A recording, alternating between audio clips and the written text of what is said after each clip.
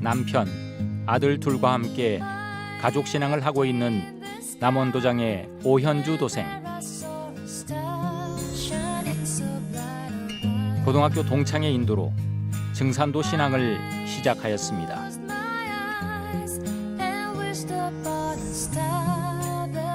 남편을 증산도 도문으로 인도하고 상제님의 말씀을 바탕으로 자녀 둘을 양육하면서 큰 은혜를 입었습니다. 일상 속에서 늘 도전 속의 말씀 중심으로 생활하고 있는 주인공의 사연을 들어봅니다.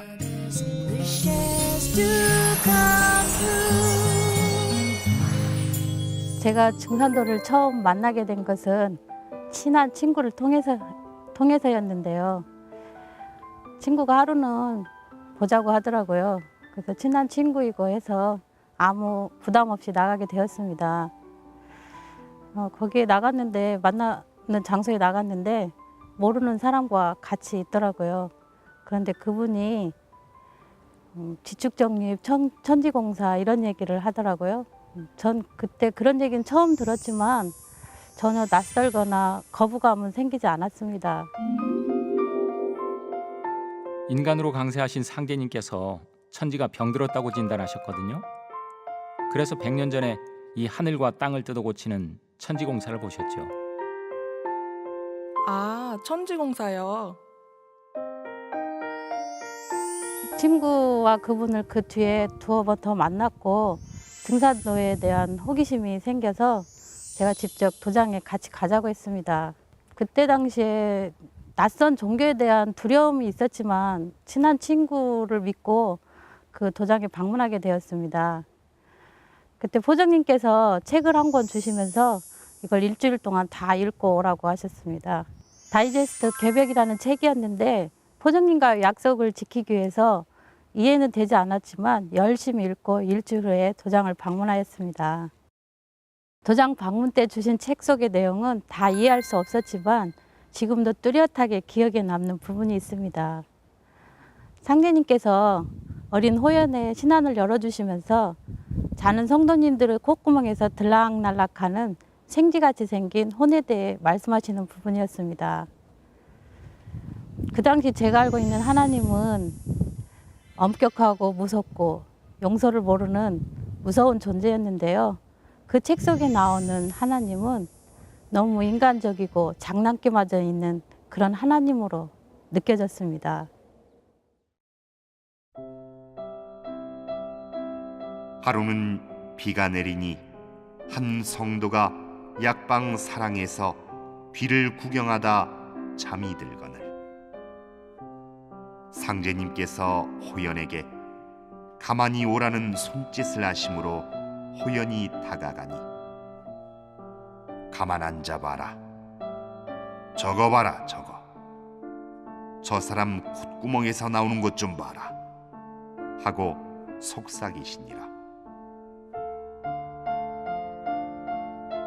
호연이 신안이 열려서 봄에 꼭 생쥐같이 생긴 것이 콧구멍에서 토방까지 나오더니 빗물에 잘박잘박하며 발을 대보다가 다시 콧구멍으로 들어가고 또 나왔다가 들어가고 그러기를 계속하는지라.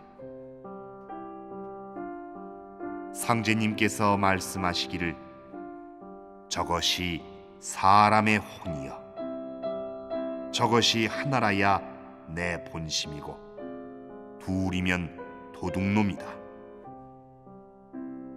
쥐가 둘이어서 양쪽 콧구멍으로 들어가는 사람은 마음보가 커서 담장을 넘어 도둑질을 하니 그중 하나를 때려 죽여야지 그냥 놔두면 커서 일을 저지른다 하시니라.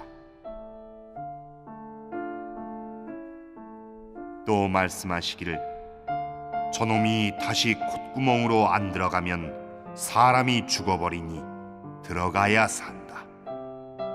저놈을 다시 들여보낼까 말까 하시거늘 호연이 놀라며 아이고 내버려 두어요 이 집에서 송장 치우려고 그래요? 하니 상제님께서 손가락을 조용히 입에 대시며 아무 말도 마라 하시고 이어 말씀하시기를 자는 사람을 억지로 깨우면 농판이 들거나 죽거나 할 테니 쥐가 나갔다가 안 들어올까 싶어 혼구멍도 못 준다 하시며 깨우지 않고 스스로 일어날 때까지 기다리시니라.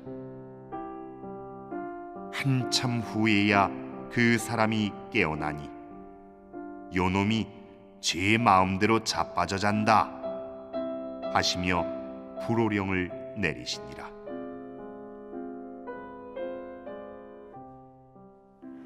책을 다 읽고 도장에 방문한 그날부터 21일 정성수행과 진리 교육을 받아야 한다고 했습니다. 저는 진리를 만든 그 순간부터 세상에 알고 있는 모든 지식을 내려놓고 상제님 진리를 머릿속에 습득해 나갔습니다. 21일 정성 공부와 교육이 끝난 뒤에 저는 제가 알고 있는 세상의 지식과 상제님의 진리를 비교하면서 공부했습니다. 공부를 하면 할수록 진리에 빠져들었고 전 포정님께 이렇게 좋은 진리를 제가 왜 이제야 만났을까요? 하고 몇 번이나 말했습니다. 상제님, 태모님의 생명 말씀 도전도 좋았고 태사부님, 사부님의 도움 말씀도 좋았습니다. 운전할 때마다 도움 테이프를 들으면서 진리를 그렇게 습득해 나갔습니다. 증산도의 모든 것이 다 좋았습니다.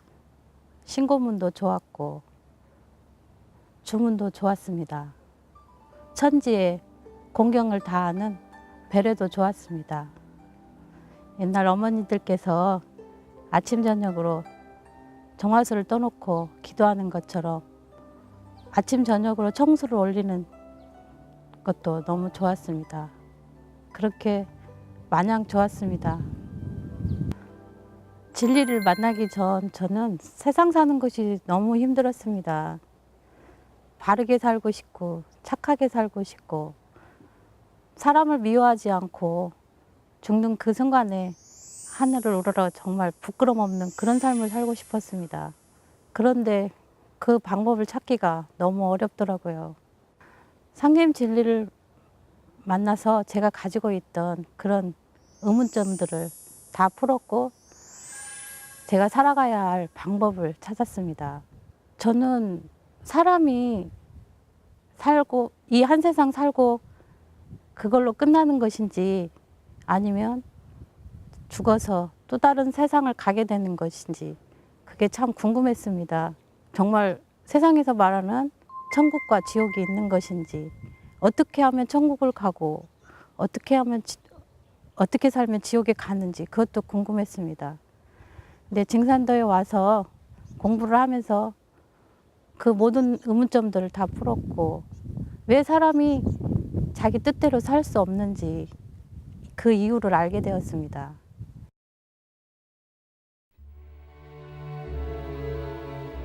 사람에게는 혼과 넋이 있어 혼은 하늘에 올라가 신이 되어 제사를 받다가 4대가 지나면 영도 되고 혹 선도 되며 넋은 땅으로 돌아가 4대가 지나면 귀가 되느니라.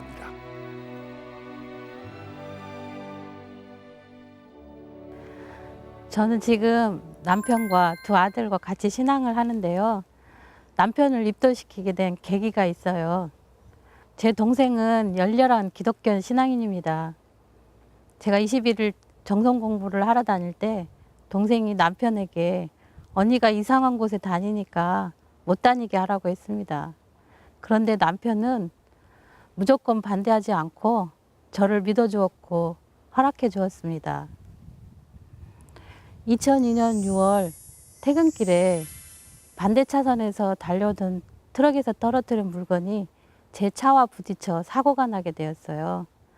다행히 저는 많이 다치지 않았지만 병원에 입원을 하게 되었습니다. 그때 남편이 병간호를 해주게 되었어요. 그때는 저도 입도한 지 얼마 되지 않아 상제님 진리를 잘 몰랐지만 남편에게 상제님 이야기를 참 많이 했습니다. 제가 증산도를 만나기 전에 교회를 다닌 적이 있었어요. 증산도 진리를 공부하면서 하나님, 제가 알고 있던 하나님관이 많이 바뀌게 되었습니다. 그때 남편에게 그 얘기를 많이 했습니다. 그 당시 제가 알고 있던 하나님은 무섭고 엄격하고 잘 용서를 모르는 그런 무서운 하나님이었는데 증산도에서 공부하게 된 하나님은 자애롭고 인자하고 아버지와 같은 그런 하나님이었습니다.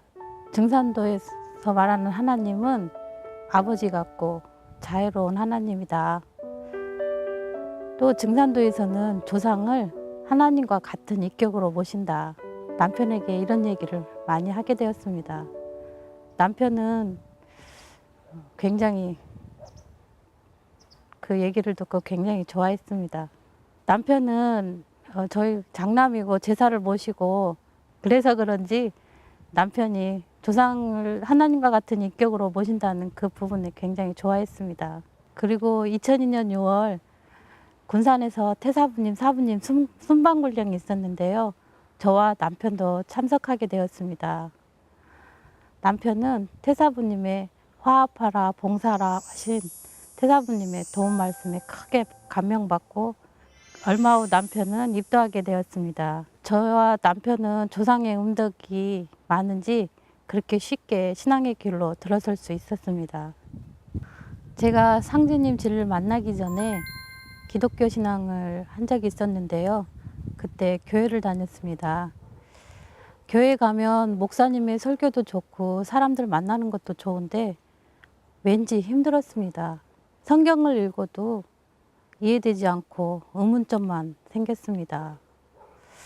가장 이해되지 않았던 부분은 왜 하나님께서 양을 치는 아벨의 제물은 받아들이고 농사지은 카인의 제물은 받아들이지 않아 형인 카인으로 하여금 동생을 죽이게 했는지, 모든 인류의 하나님이 왜 유독 유대인만을 옹호하고 이방인들에게는 냉혹했는지 이해되지 않았습니다. 전 기독교 신앙을 과감하게 접었습니다. 제가 가야 될 길이 아닌 것 같아서요. 지금 생각해 보면 종교도 인연이 있어야 되는 것 같습니다. 포교를 해보면 그걸 확연히 느낄 수 있습니다. 조상의 음덕이 약하거나 인연이 약하면 도장을 방문하는 것조차 어려운 것을 여러 번 겪었습니다. If anyone can fill my world with joy and happiness and cast away all of my loneliness, always there beside me when I am down and never left my face with a frown.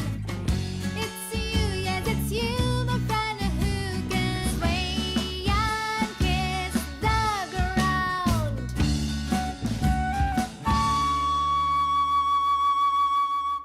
시속에 화복이라 이르나니 이는 복보다 화가 먼저 이름을 말함이로다 하는 상제님 말씀이 있는데요.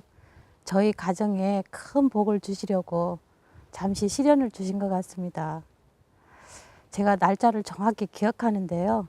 2007년 1월 1일이었습니다. 전주에 직장이 있는 관계로 숙소로 가던 남편에게 전화가 왔습니다. 병원이라고. 정신없이 병원으로 달려갔는데 바로 입원을 해야 된다고 했습니다. 남편은 혈압이 급상승했고 어지럼증이 동반되어 도저히 운전을 할 수 없다고 했어요. 간단한 검사를 통해서 신장에 이상이 있다는 것을 알게 되었고 저희는 다음 날 대학병원으로 옮겨 정밀 검사를 받았습니다. 의사는 만성 신부전이라는 병명과 함께 TV에서나 들어본 듯한 말들을 저에게 거침없이 말했습니다.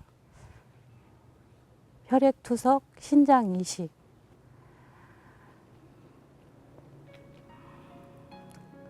바로 혈액투석을 위한 관을 삽입하는 수술이 진행되었고 바로 혈액투석이 시작되었습니다. 저는 아무것도 생각할 수 없었고 아무것도 할 수 없었습니다. 그때 한 성도님께서 이런 말씀을 하시더라고요. 상제님의 백성 버리시지 않는다고. 저는 그 말이 굉장히 위안이 되었고 용기가 됐습니다. 어려운 일 같이 상의하고 같이 해주는 가족과 같은 우리 성도님들이 계셔서 너무 든든하고 힘이 되었습니다. 그렇게 남편은 힘든 시간들을 잘 견뎌주었습니다. 저는 남편의 건강을 위해서 날마다 상제님, 태모님께 기도했습니다. 그렇게 시간이 흘러서 제가 이것도 날짜를 정확히 기억해요. 2008년 9월 28일 일요일이었는데요. 도장에서 치송을 드리고 있는데 대학병원에서 연락이 왔습니다. 이식 수술을 받을 수 있게 되었으니 준비해서 오라는 것이었어요.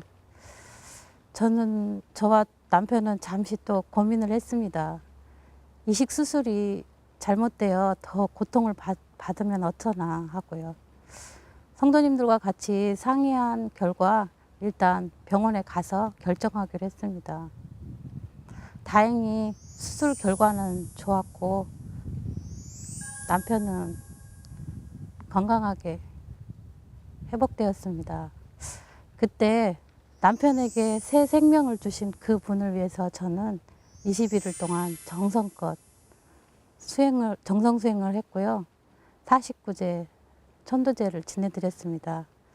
그 덕분인지 7년이 지난 남편의 건강은 아무 이상 없이 잘 지내고 있습니다.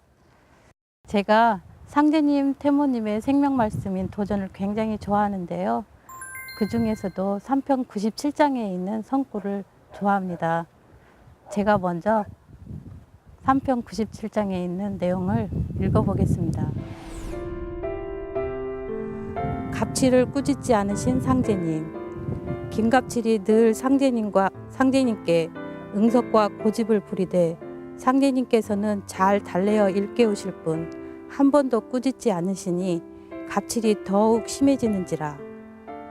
하루는 형렬이 몹시 화가 나서 저런 못된 놈이 어디 있느냐며 꾸짖건을 상제님께서 이르시기를 내가 아직 언행이 덜 풀려서 말에 도끼가 있도다 하시고 말씀하시기를 오장 제거 무비초요 호치 관내 총시환이라. 싫다고 베어버리면 풀 아닌 게 없고 좋다고 치하려 들면 모두가 꽃이니라 하시니라. 이어 말씀하시기를 말은 마음의 소리요 행동은 마음의 자취라.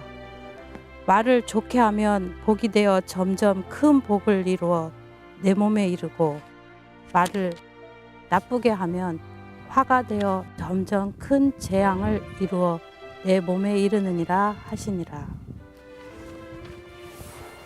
저는 사람들이 하는 말에 마법이 붙어 있다고 생각합니다.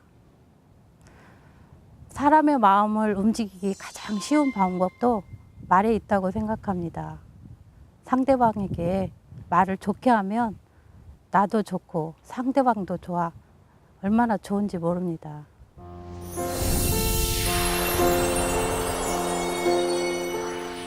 제가 처음 입도할 때 큰아이는 10살, 작은 아이는 7살이었습니다. 아이를 키우면서 부모는 종교가 없는 것보다 있는 것이 좋다고 생각합니다. 부모가 올바른 방향을 알아야 자식들을 올바른 방향으로 키울 수 있으니까요. 저는 아이들이 잘못을 하면 꾸중을 하거나 체벌을 하는 것보다는 배려를 시켰습니다.